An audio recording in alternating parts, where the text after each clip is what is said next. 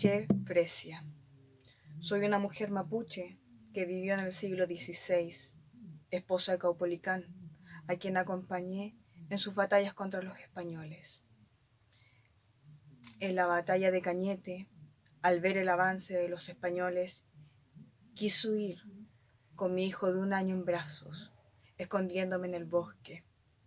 Pero los españoles nos capturaron y llevaron a su campamento. Al llegar ahí, vi a Caupolicán, derrotado, amarrado y no muerto en combate como un verdadero guerrero.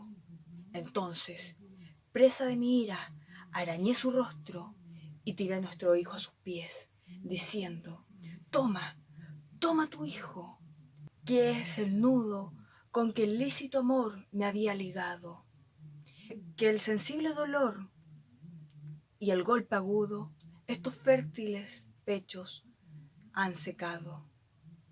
Críale tú, que no quiero por título el nombre de madre del infame hijo del infame padre.